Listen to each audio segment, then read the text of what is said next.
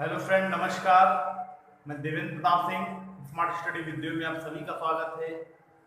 जैसा कि अभी तक हम लोग इतिहास विषय पढ़ते चले आ रहे हैं और आज इतिहास में मध्यकालीन इतिहास के तहत भारत पर विदेशी आक्रमण जो हुए, चाहे वह गजनवी का हो, चाहे वह गोरी का हो, चाहे वह मोहम्मद बिन कासिम का हो, हमने ये सारे आक्रमण पढ़े।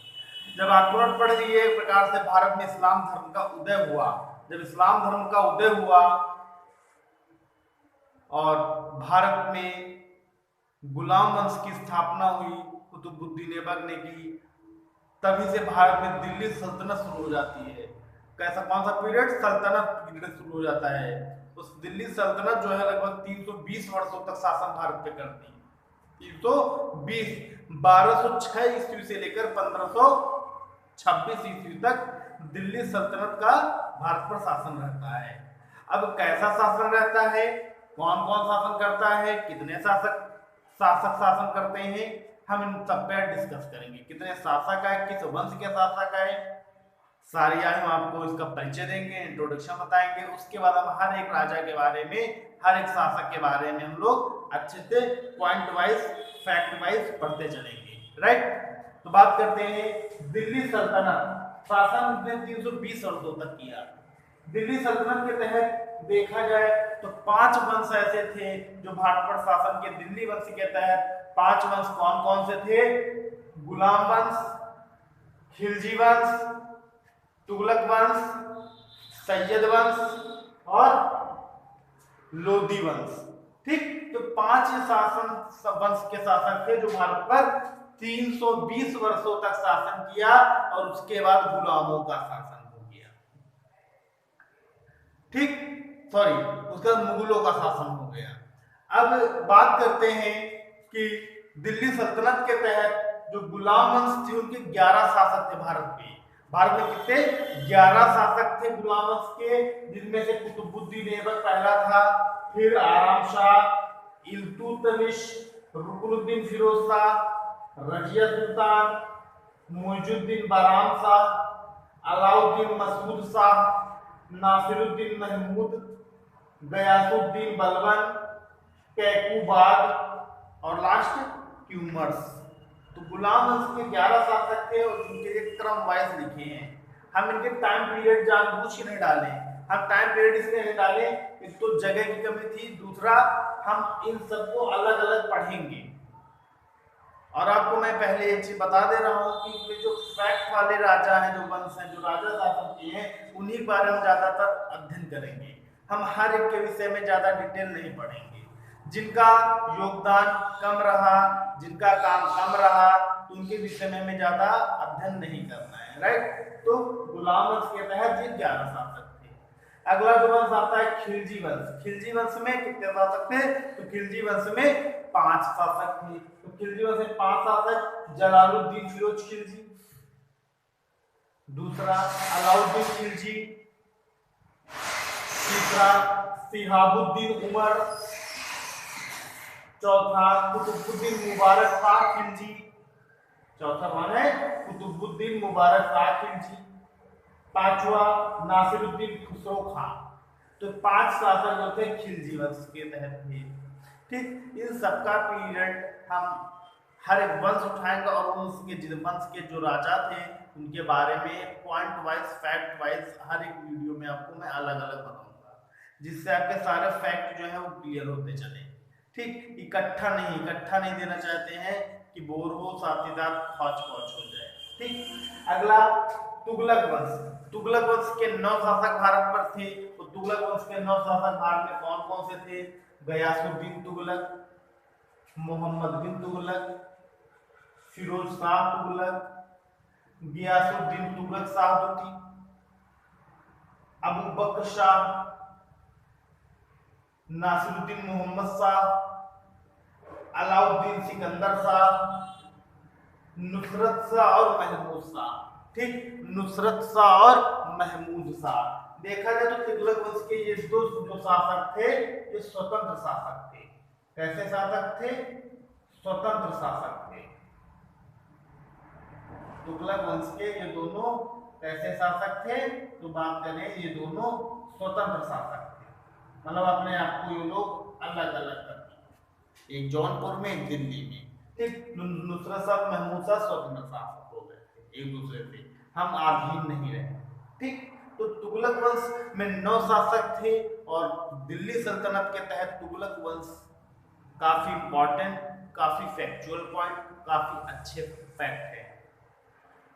तुगलक वंश में देखा जाए तो दिल्ली सल्तनत के तहत सबसे अधिकतम वर्षों तक शासन करने वाला कौन सा वंश था? तो तुगलक वंश था। तुगलक वंश जो है ये लगभग 94 वर्षों तक भारत पर था। सबसे अधिक सर्वाधिक शासन करने वाला वंश कौन सा था दिल्ली सल्तनत में? तो तुगलक वंश था। सर्वाधिक शासन करने वाला कौन सा वंश था? तो तुगलक वंश था, जो लगभग 94 वर्षों तक शासन किया। ठीक, अब बात करते हैं सैयद वंश की। सैयद वंश में 4 शासक थे। 4 शासक में खिज्र खां, मुबारक शाह, मोहम्मद शाह, अलाउद्दीन आलम, 4 शासक जो थे वो कहाँ के थे?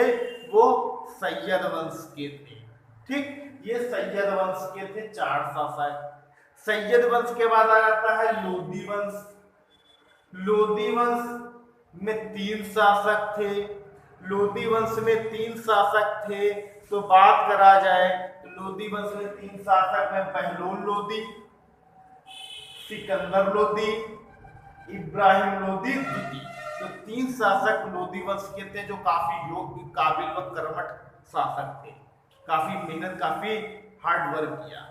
ठीक, देखा जाए तो दिल्ली सल्तनत में सर्वाधिक शासन करने वाला वंश तुगलक वंश था और सबसे कम शासन करने वाला वंश, तो सबसे कम वंश शासन करने वाला वंश था वो कौन था? लोधी वंश था। कौन था? लोधी वंश था। यह 37 वर्ष शासन किए। सबसे कम दिल्ली सल्तनत में सबसे कम शासन करने वाला वंश कौन सा था? तो 37 वर्ष। सबसे कम समय तक शासन करने वाला वंश कौन सा था? तो कौन सा था आपका बता दें? तो सबसे कम समय तक शासन करने वाला लोधी वंश था। 37 वर्ष तक शासन किया। ठीक, अभी इसमें एक फैक्ट है कि भारत दिल्ली सल्तनत का कौन सा शासक है, कौन सा वंश सबसे कम समय तक शासन किया? लोधी वंश। कौन सा शासक है जो सर्वाधिक लंबे समय तक शासन किया? तो बहलोल लोधी। बहलोल लोधी 38 वर्ष तक शासन किया। 38 वर्ष तक शासन किया। सबसे ज्यादा दिल्ली सल्तनत में सबसे ज्यादा टाइम तक शासन करने वाला शासक तो बहलोल लोधी को कहा जाता है, सर्वाधिक समय तक शासन करने वाला 38 साल। पूछो क्यों? क्योंकि बहलोल लोधी जो था वो सुल्तान की उपाधि धारण नहीं करता, राजा की उपाधि धारण नहीं करता है। ठीक, तो इसका क्या फैक्ट है, इसके बारे में हम जब टॉपिक पे आएंगे, लोधी वंश पे आएंगे, तो उस समय मैं एक्सप्लेन कर दूंगा कि आखिर क्या कारण रहा। तो सर्वाधिक समय तक शासन करने वाला राजा कौन था, शासक कौन था? बहलोल लोधी।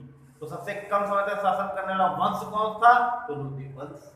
लोधी वंश सबसे कम समय तक था, क्योंकि बहलोल लोधी, मैं चलो बता दे रहा हूं, बहलोल लोधी जो था वो एक प्रतिनिधि के रूप में भी काम किया। उस दिन था शासक, लेकिन जो उसका उसमें जो वैल्यू थी वो प्रतिनिधि के रूप में मानी जाती थी, लेकिन था वो शासक है लेकिन प्रतिनिधि के रूप में था। तो इसलिए वो टाइम पीरियड ऐड नहीं किया गया, उसको जोड़ दिया जाए तो और टाइम जुड़ जाएगा। लेकिन जो स्वतंत्र शासक, स्वतंत्र सुल्तान की उपाधि धारण करना, वो 37 वर्ष। तो सबसे कम शासन लोधी वंश का था। ठीक, उसके अलावा आप इस चार्ट में मैं एक चीज बनाया हूं, ए रेड कलर से, बी, सी और डी। इसका मतलब क्या है? अगर हम बात करें ए बी सी डी में लिखा हूं, तो ए बी सी डी का मतलब क्या है?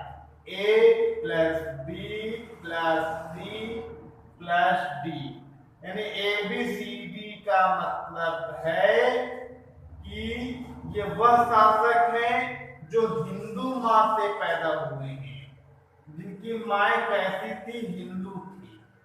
यानी कि ये जो ए बी सी डी करके शासक हैं तो हिंदू माता से उत्पन्न पुत्र थे। मतलब कि नासिरुद्दीन खुसरो खान की मां हिंदू थी, पिता मुस्लिम थे। गयासुद्दीन तुगलक की मां हिंदू थी, पिता मुस्लिम थे। फिरोज शाह तुगलक के पिता मुस्लिम थे, मां हिंदू थी। सिकंदर लोदी की मां हिंदू थी, पिता मुस्लिम थे। तो मैंने इसीलिए समझा दिया चार्ट वाइज, और प्रयास करिए आप लोग चार्ट अच्छे से बना लीजिएगा और समझ लीजिएगा। ठीक, उसके अलावा फैक्ट वाइज पॉइंट सारे बताते चलेंगे, जो जो चीजें मिलेंगी वो हम बताएंगे। बस आप लोग ध्यान से पढ़ाई करिए, मन लगा के पढ़ाई करिए। ठीक, और आगे के जो पीरियड्स हमारे होंगे, आगे की जो हमारी क्लासेस होंगी, हम एक एक वंश को उठाएंगे और उसके तहत जो राजा हैं, एक राजा दो राजा साथ ले लेंगे, कुतुबुद्दीन ऐबक को ले लेंगे। मैं जो खास पॉइंट हैं उनके सिंगल वीडियोस प्रोवाइड कराऊंगा, तो जिनमें राजाओं का योगदान कम रहता है, कम योगदान है, तो उनके हम एक दो राजाओं को क्या कर देंगे, मर्ज कर देंगे। ठीक है, क्योंकि टाइम वेस्ट नहीं करना और हमें कोर्स जल्द से जल्द कंप्लीट करना, राइट। तो हिस्ट्री के वीडियोस अभी आप लोगों को बहुत कम मिले, इसलिए हिस्ट्री पे भी वर्क धीरे धीरे शुरू करेंगे। अब कुछ टाइम बाद हम अगला वीडियो जो लाएंगे, प्रयास रहेगा करंट अफेयर्स के वीडियो लाएं। करंट अफेयर के वीडियो भी काफी दिनों से प्रोवाइड नहीं कराए गए, परंतु अभी जो आप कंसंट्रेशन है वो हिस्ट्री पे करिए। अभी आपको मैं हिस्ट्री के वीडियो प्रोवाइड करूंगा और उम्मीद है कि हिस्ट्री के तहत हम वंश ये दिल्ली सल्तनत खत्म करके आगे वीडियो प्रोवाइड करूंगा। ठीक, दिल्ली सल्तनत मान के चलिए, अगर आपकी वीडियो होंगी बहुत ज्यादा 8-10 वीडियो में हम दिल्ली सल्तनत खत्म कर देंगे। उम्मीद रखिए 8-10 वीडियो, 12 वीडियो में हम वीडियो, नहीं 15 वीडियो के अंदर अंदर आपका दिल्ली सल्तनत खत्म हो जाएगा। मे भी प्रयास है 12 वीडियो के अंदर, नहीं तो 15 वीडियो के अंदर अंदर में खत्म हो जाएगा। ठीक, उसके बाद फिर अगले टॉपिक्स आएंगे जो आपके एग्जाम ओरिएंटेड, राइट। तो आपको ये वीडियो जैसी भी लगी हो दिल्ली सल्तनत से संबंधित, आप हमें लाइक, कमेंट और शेयर जरूर करें। वीडियो को ज्यादा से ज्यादा शेयर करें, हमारे चैनल स्मार्ट स्टडी वीडियो को जरूर सब्सक्राइब करें और आप लोग हमारी वीडियो अंत तक जरूर देखें। हमें रटना नहीं, रटाना नहीं कि रट लो, हमें सिखाना है, समझाना है। As a pictograph method, map method, जो भी मेथड होता है मैं वैसे प्रयास करूंगा बताने का, जिससे आप लोगों माइंड में क्या हो, वो स्टोर हो जाए। ठीक, रटना नहीं है, हर चीज रटी नहीं जाती, रट के नहीं आ सकती, राइट। उसके अलावा इनका शासन जो दिल्ली सल्तनत का था 320। ठीक, तो अगला वीडियो गुलाम वंश से कुतुबुद्दीन ऐबक को लेकर आएगा। धन्यवाद, नमस्कार।